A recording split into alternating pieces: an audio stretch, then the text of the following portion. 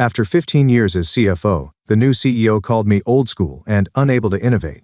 He brought in a young hotshot to replace me. My final board meeting, they barely acknowledged my departure. I left quietly, taking nothing but my integrity. 6 weeks later. You're just a little too old school for where we're headed. We need someone who can innovate. My name is Rick Donnelly. I'm 62 years old, and until this morning, I was the chief financial officer at Meridian Manufacturing for 15 years. I joined when we were a struggling family business with 3 small factories in Cincinnati. Now we're a publicly traded company with 18 plants across the Midwest. I helped navigate us through 2 recessions, an acquisition crisis, and more boardroom politics than I care to remember. I'm not flashy. I don't schmooze investors at cocktail parties, but the numbers were always right, the books were always clean, and we never missed a filing deadline on my watch. Then Travis Mercer arrived, 36 years old with his designer blazers and expensive sneakers.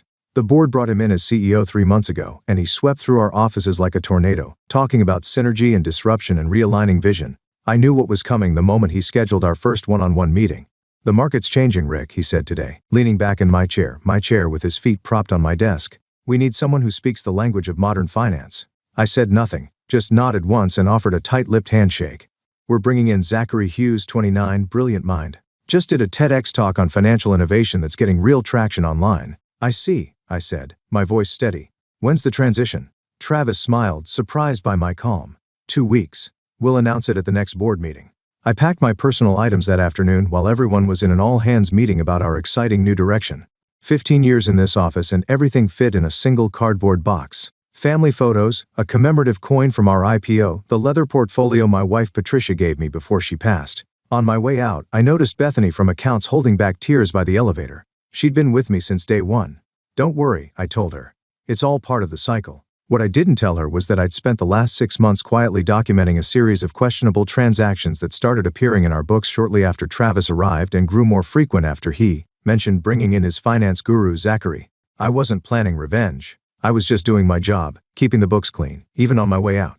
I grew up working in my father's hardware store in Covington, Kentucky, just across the river from Cincinnati. He taught me that numbers don't lie even when people do. I put myself through college stocking shelves and balancing his books at night. When I graduated, I turned down bigger offers to stay local, working my way up through regional companies, until Meridian's founder, Harold Phillips, called me personally in 2008. "I need someone who can keep us afloat through this recession," he said. "Someone who sleeps better when the books balance." For 10 years, Harold and I built Meridian into something solid. When he retired, the transition was smooth. The new CEO, Diana Wright, respected the systems we'd created. We disagreed sometimes, but she listened. We grew steadily. No flashy moves, just solid business practices and clean accounting. Then Diana retired, and the board wanted fresh energy. Enter Travis Mercer with his Harvard MBA and stint at a Silicon Valley startup that had more buzz than profit. The first red flag appeared during his second week. He bypassed our procurement protocols to hire a marketing consultant, his former classmate, at 4 times our standard rate. When I questioned it, he smiled. "We're thinking bigger now, Rick. The old constraints don't apply." The second flag came when he restructured our reporting lines, so finance went through his new chief innovation officer before reaching him.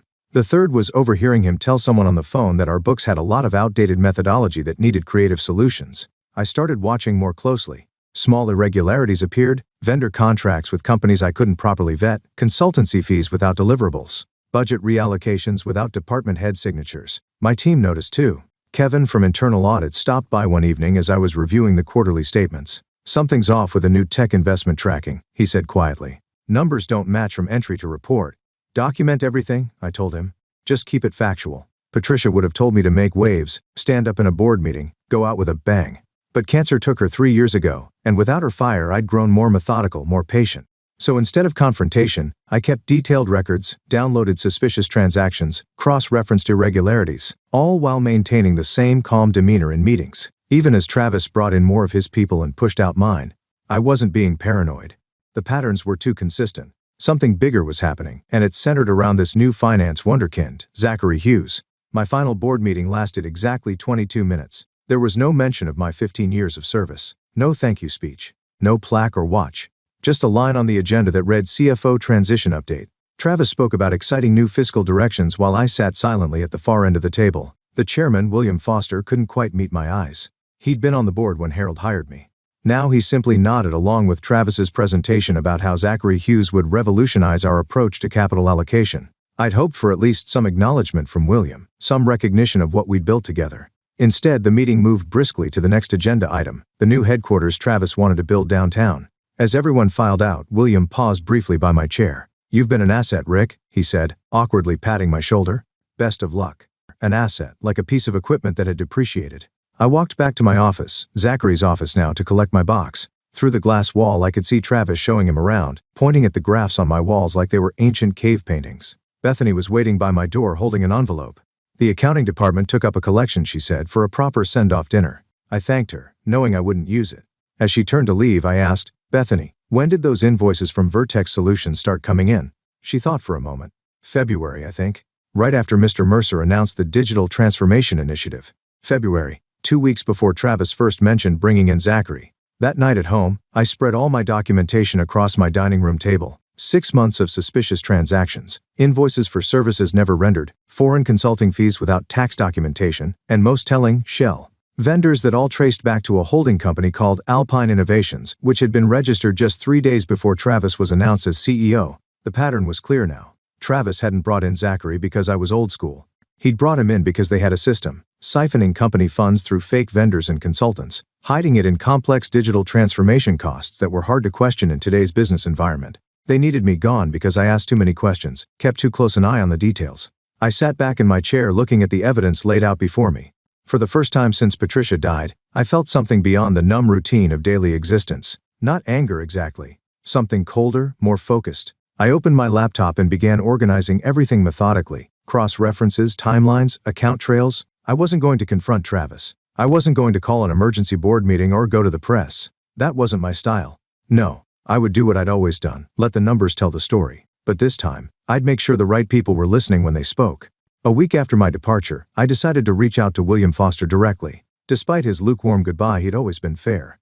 He deserved a chance to address this before it got worse. I called his office and left a message with his assistant. Just wanted to discuss some financial concerns from my final weeks. Nothing urgent, but worth reviewing. He called back the next day, his voice guarded. "Rick, good to hear from you. Travis mentioned you might reach out." My stomach tightened. "Did he?" "Yes. He said you were having trouble transitioning. Said you had some concerns about our new systems that Zachary already addressed." "William, there are irregularities that predate Zachary's arrival, significant ones." Silence on the line. "Then look, Rick, I understand this is difficult. 15 years is a long time, but the board has full confidence in Travis's vision, and Zachary has already streamlined several processes you flagged as problematic. That's not, I'm afraid I have another call. Perhaps we can catch up at the holiday party? I hear you're still on the invite list." Very generous of Travis. Considering. Considering what? I wanted to ask, but William had already hung up. The next morning, I received an email from Meridian's legal department. The language was carefully neutral, but the message was clear. Any accusations of financial impropriety without substantial evidence could be considered defamatory. They kindly reminded me of my confidentiality agreement. They were closing ranks. Someone, Travis obviously, had anticipated I might notice the discrepancies and had already poisoned the well. I decided to try another approach. Kevin from Internal Audit had been on my team for 8 years. If anyone else had noticed problems, it would be him. We met at a diner far from the office. Kevin looked nervous, constantly checking over his shoulder. "They promoted me," he said before I could even ask about the accounts. "New title, big raise. I'm now reporting directly to Zachary." "Congratulations," I said, keeping my tone even. "How's that working out?" Kevin stared at his coffee. "They've changed all the internal reporting systems, new software, new protocols. Zachary says it's more efficient." "And is it?" He looked up, his expression strained. "Rick, I can't, they had me sign additional NDAs. They're watching everyone who worked closely with you." "I see. They're saying things, Rick, about why you left." "What things?" Kevin lowered his voice. "That you were resistant to necessary changes, that you made mistakes in the last quarters reporting that Zachary caught. Some people are even saying there were ethical concerns." My hands gripped my coffee mug so hard I thought it might break. They weren't just pushing me out. They were destroying my reputation to cover their tracks. "I should go," Kevin said, throwing cash on the table. "I've got a mortgage and twins starting college next year." "I can't, it's all right," I said, forcing a smile. "Take care of your family, Kevin." As he hurried out, I sat alone processing what I'd learned. My options were dwindling. The board wouldn't listen. My former team was either bored off or scared silent.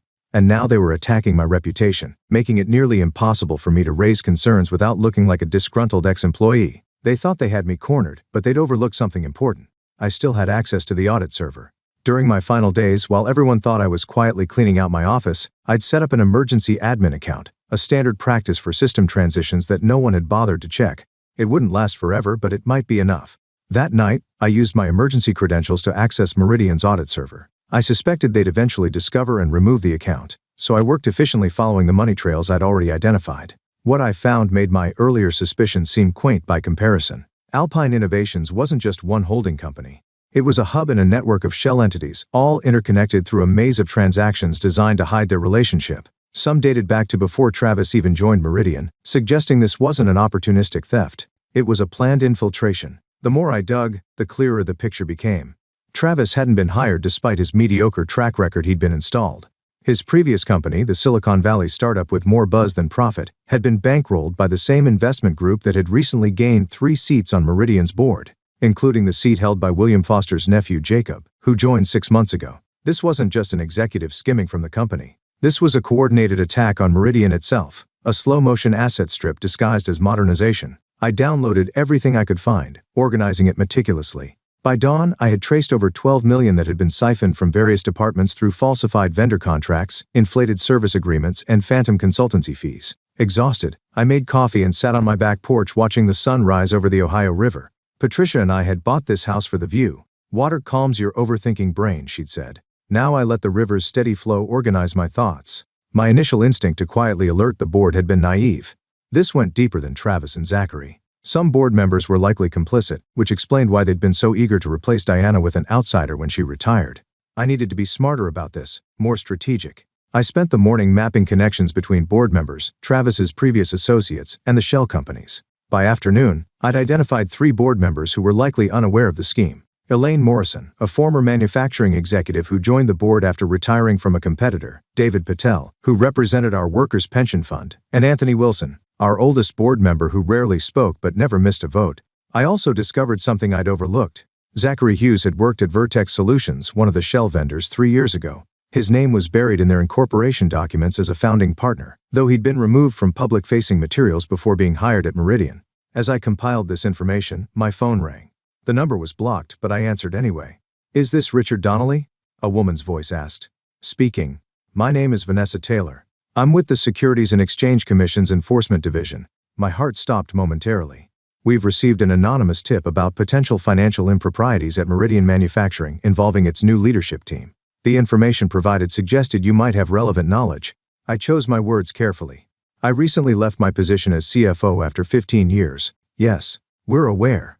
Would you be willing to meet informally to discuss certain transactions that occurred over the past 6 months?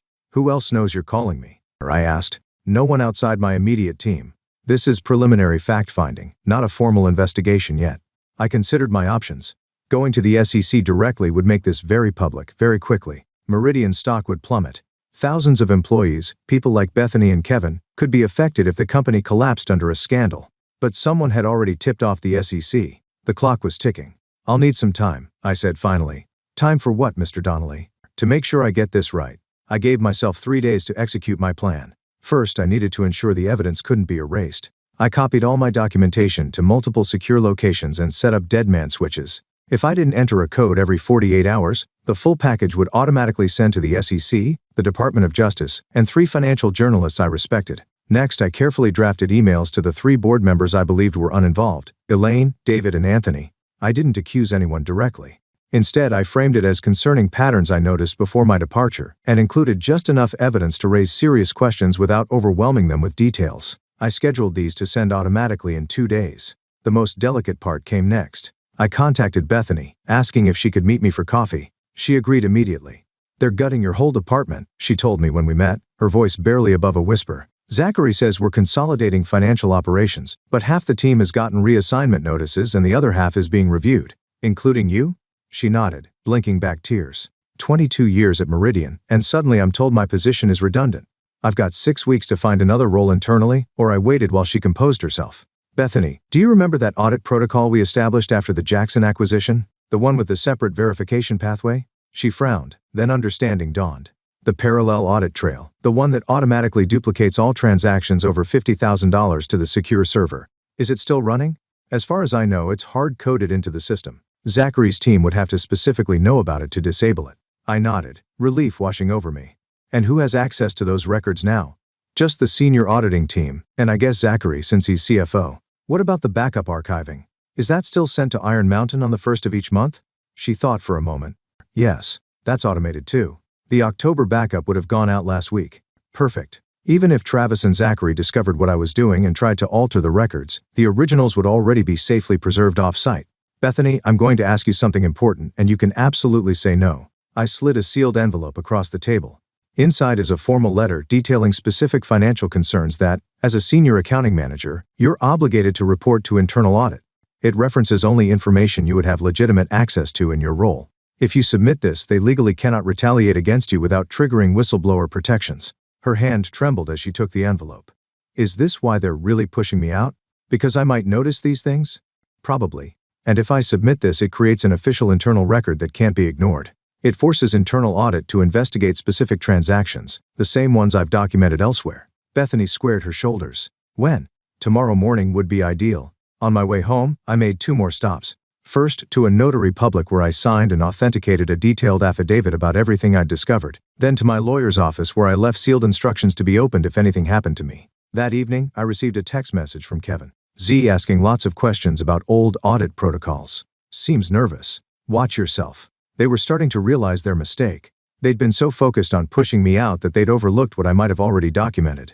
The pieces were in place. Now I just had to wait.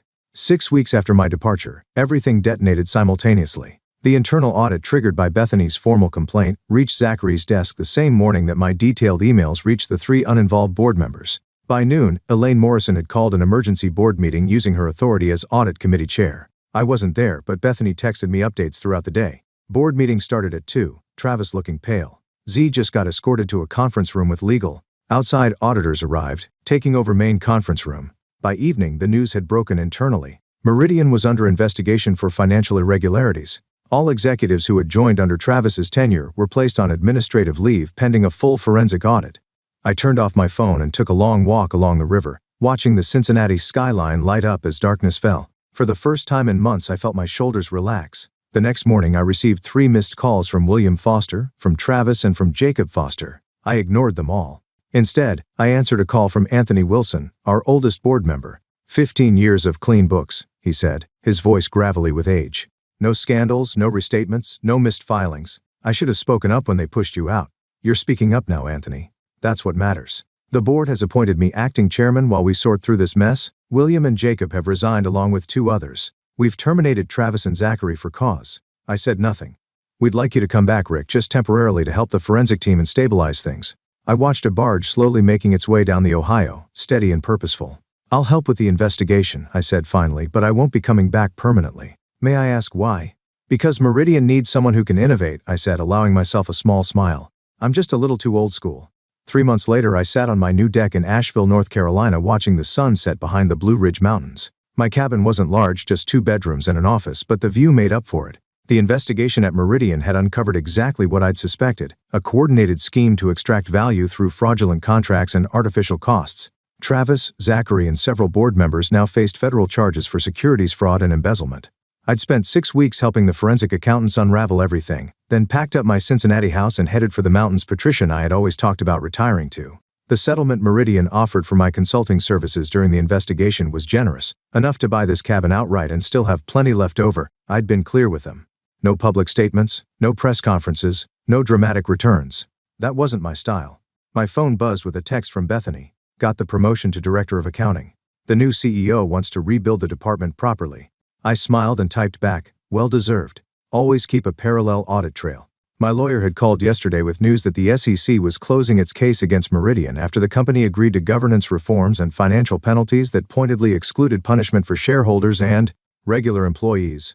The right outcome. As darkness settled over the mountains, I opened the leather portfolio Patricia had given me years ago. Inside was the last photo we'd taken together at the lake house the summer before her diagnosis. You were right, I said to her smiling face. I should have made more time for views like this. Tomorrow, I'd drive into town and meet with the director of a local nonprofit who needed help organizing their finances. Nothing flashy, just good, clean accounting for people doing important work. Some might call that old school. I just called it integrity.